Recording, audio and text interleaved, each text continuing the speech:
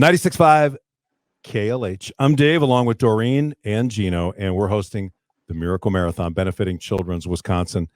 It is one of the largest fundraisers in North America for any children's hospital, and that's because of you, our audience, the commitment you have and the priorities that you've set. You understand just how important Children's Wisconsin is, and we certainly appreciate that. We're going to share a story right now with two very special people, and we're going to talk about a situation that no one ever wants to deal with. We'll start with Gloria Werner. Gloria, thank you so much for your time. Gloria, you live near Hartford. Where exactly do you guys live? We live in Rubicon, which is about 5 miles from Hartford. Back in 2017, you and your husband and your boys came back from a vacation in Mexico, correct? Tell us about that vacation, and subsequent to that, what happened? So we decided that the boys were growing up too fast, and before they were going to be not able to join us and off to college, we decided to plan this during vacation. So we went to Mexico, had an amazing trip. In fact, we had quite a few of our family, aunts, brothers and sisters and cousins join us. And so it was a great trip. We arrived home late on a Thursday evening. Of course, the boys wanted to stay home from school the next day just because, why would you want to go the last of the week? So, but of course, I knew they missed enough school. So, we decided they had to go. So they got up in the morning. It was a little chaos, trying to get them off to school. And they kind of ran out.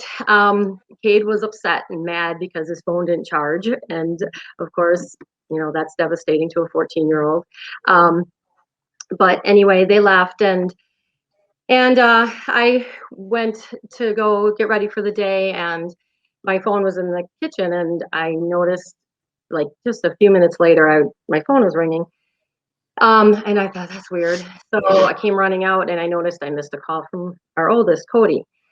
And so I called him back, and he's like, Mom, I don't know what happened. I don't know what happened. In the meantime, he's kind of like, Cade, wake up. And so I didn't know if Cade passed out or I didn't know what happened. And soon thereafter, I realized there was an accident. So I said to my husband, I'm like, we have to go. I knew it couldn't have been far because it was only minutes after they left that call. So we dug our truck out that had been packed away and was snowbound, and we left. In fact, my husband didn't even realize. I kind of forgot to tell him there was an accident. And so anyway, we got to the scene of the accident, which was about 2 miles from our house, and saw the car had been rolled, and it was in the ditch, and Cade was laying on the side of the road, and Cody, of course, was frantic. And so I went up to Cade and held him, and you could obviously, there was evidence of major head trauma. So I had told, obviously, 911 was called. Shortly thereafter, which seemed like hours, medical assistance came, and it was bittersweet because my husband was a firefighter, so we knew all these people from the medical personnel that had came, and so it was pretty devastating. Anyway, they quickly called Flight for Life and realized Cade needed to be flighted.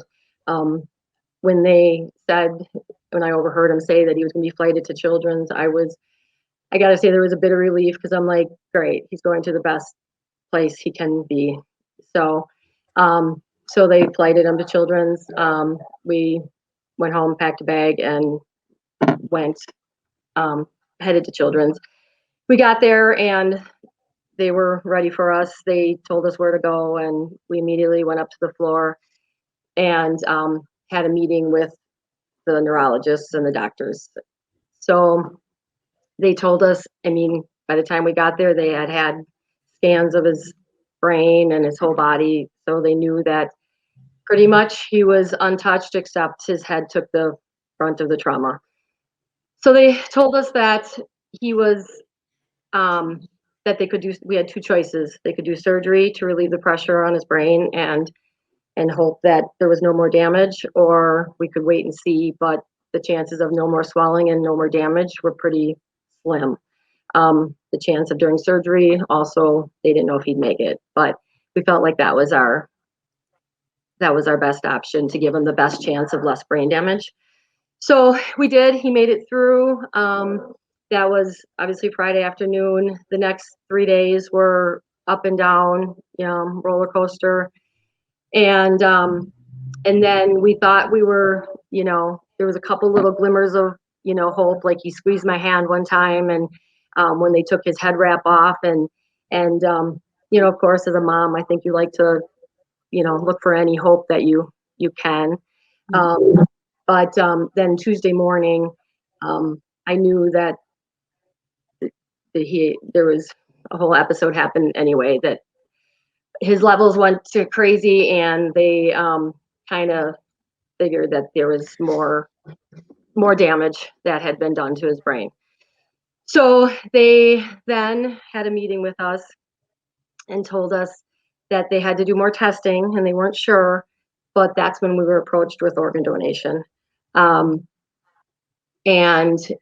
the doctors at Children's and the nurses at Children's throughout this whole weekend, I can't tell you the compassion and just how awesome they were. I mean, I honestly think some of those nurses never left Cade's room.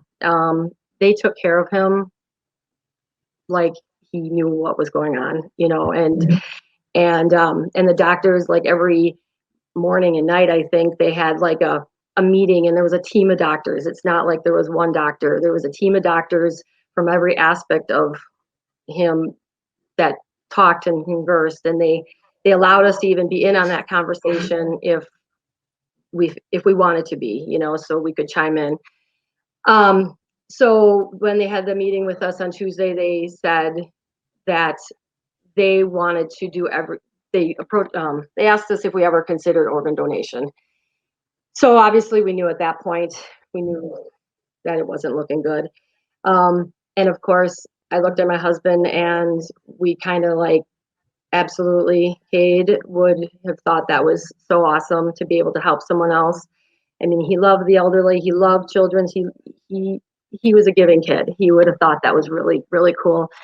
So, but then the doctors assured us that, of course, they would do everything in their power to make sure that he didn't have any activity, because they said that obviously they wouldn't be able to sleep at night if they knew that, it's like they weren't going to not just give up on him, so, but they were doing a test on him, and they needed to know if he had coded during that test, like what they wanted us to do to keep him, for organ donation.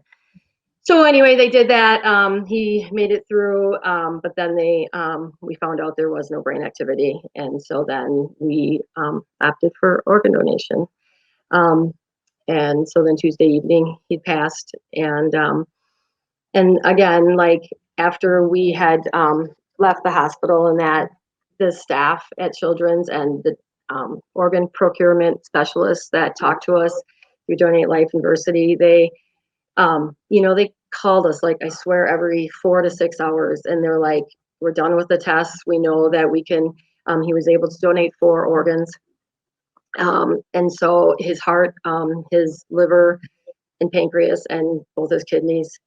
And so we, anyway, it was as devastating as it was nice that they kept us in touch, and then they let us know when he was going into surgery and when everything was happening. So, Gloria, thank you for sharing that story with us. It can't be easy to relive, but because of the organ donation, there's Grayson, and that's why Shannon is here. Shannon, thank you so much for joining us. Shannon's joining us from the Green Bay area. How old is Grayson now, Shannon? He's 8. 8. Okay. And he was diagnosed at your 20-week ultrasound. Explain what happened at that point.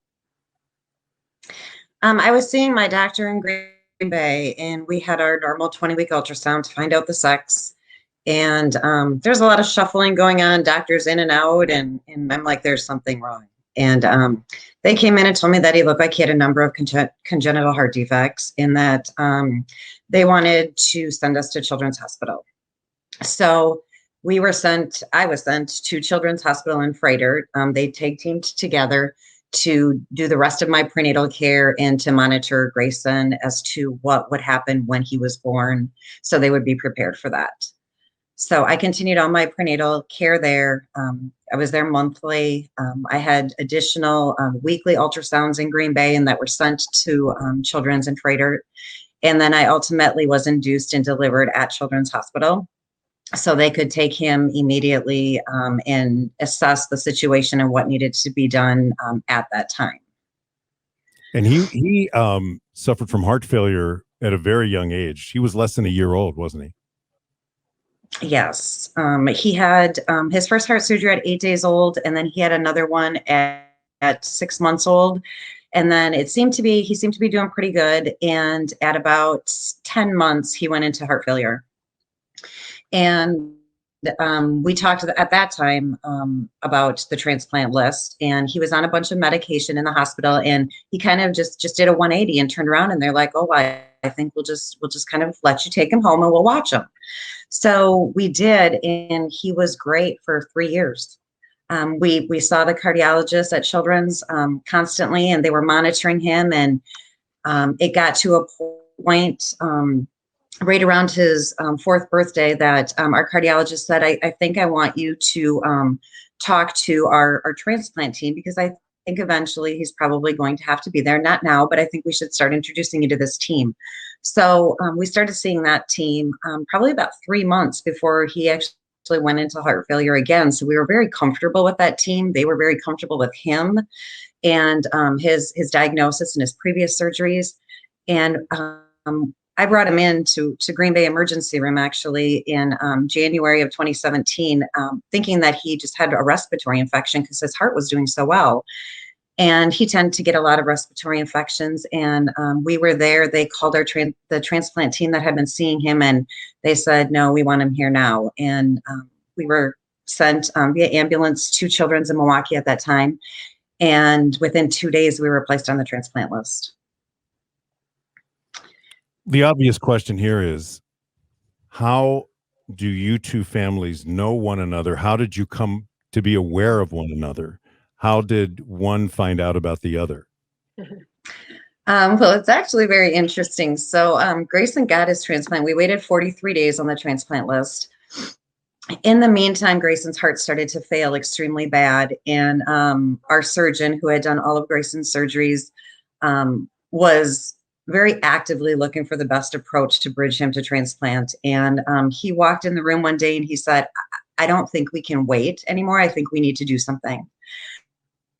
So he had done a lot of research. He had looked at all of Grayson's x-rays, has measured everything in his chest, and wanted to do this adult heart pump in Grayson, which had never been done. When we listed Grayson on the transplant list, he was 4 years old and 25 pounds. We looked at him, and it was basically a heart pump for an adult that was over 100 pounds. He assured me that this heart pump would fit perfectly and be the best option for Grayson because it was an actual internal heart pump, that he would be able to be mobile. He may even be able to go home while we waited for a new heart.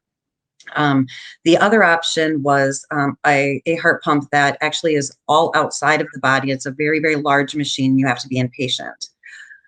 So we went through and put this adult heart pump in him.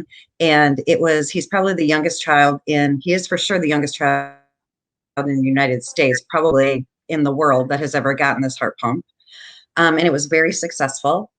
Unfortunately, what we were dealing with was, what if we get a heart right after he has this major surgery? Is he going to be strong enough to accept that heart?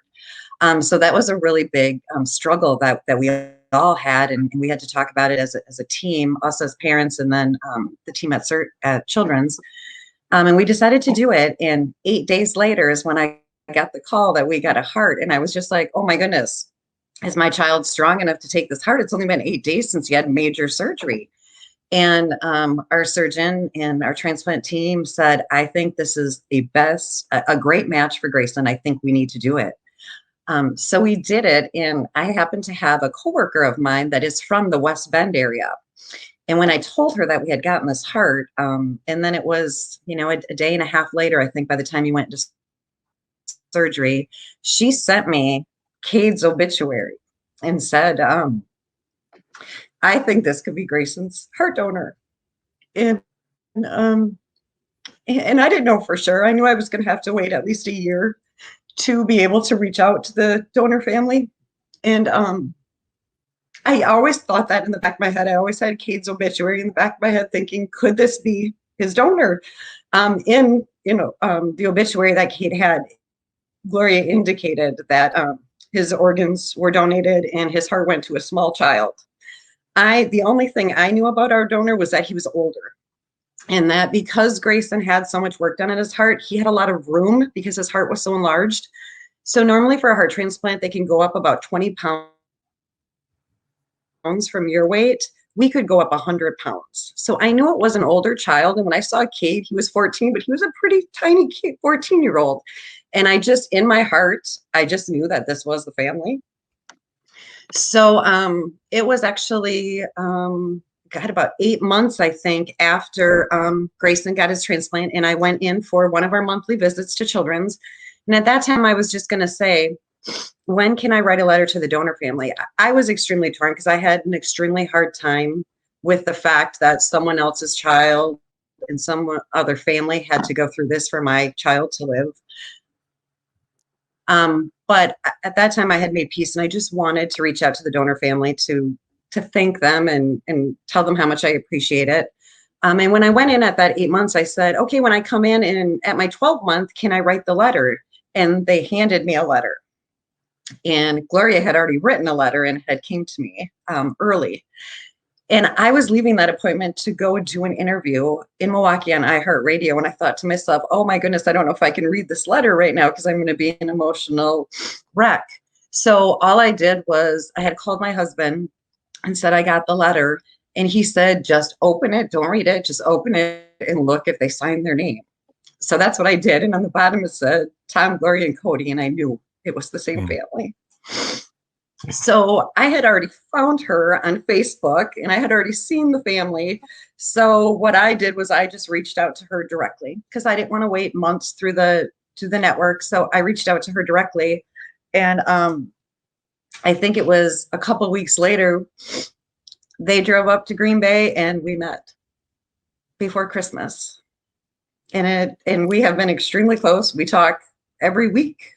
We see each other very often, and I am just so grateful that I can give her the chance to watch Grayson grow with me. How was that for you, Gloria, when you finally met Grayson and the family? Well, when I got the letter back from Shannon, Shannon messaged me on Messenger, but of course I was skeptical to open it because I didn't know this name. And like a week later, I came home from work and I was consistently checking the mail because of course that's what you do is you wait to hear. And I seen Shannon's return address, a name, and then I kind of clicked that this person had tried to get a hold of me on Messenger. I'm like, oh my gosh. I opened it up. I'm like, oh my God. It was like, of course, that night I was supposed to go to a meeting. There was no way I was going to a meeting. I mean, it was like, we found Cade's heart, and then to know it had gone to this little boy that, we can't watch Cade grow up, but we can watch Grayson, and they are an amazing family. And yeah, it was the best Christmas present we could have got that year because it was December. And yeah, and it is like, and just even seeing the happiness in my husband and my, our older son's face when we're around them and the connection, it's pretty amazing. And Gloria, yeah. it's every parent's nightmare what you went through. It's the worst thing. But I see something on your face that to know that 4 other children were helped because of that supreme sacrifice that Cade made, it has to make you feel better. Absolutely. It's what keeps us going every day. It does, just knowing that, he did that and, that what, it was, it wasn't going to end well for us. So like to be able to do something and watch them grow and watch him grow inside of them, it's absolutely unbelievable. So, yeah. Thank you so much. And to know that they were Cade and his family were on the floor below us while we were there waiting for a heart. It's just like we were so close. We probably ran into each other walking past in the hospital at some point. So Yeah. No Actually, problem. we did. Our friends had a child that was in the heart floor right next to Shannon and Grayson. So we went to visit them when their son was there. And I know we walked right past the room. So it just was Goodness. crazy. Wow. Well, thank you both for joining us. We certainly hope these incredible stories, prompt some people to donate some money. Once again, though, just demonstrating how special children's really is. And how miracles happen every day. Absolutely. Thank you so much, Gloria, Shannon. We really appreciate your time. God bless both of you. Thank you. Thank you. Thank you. Thank you. You're listening to the Miracle Marathon on KLH.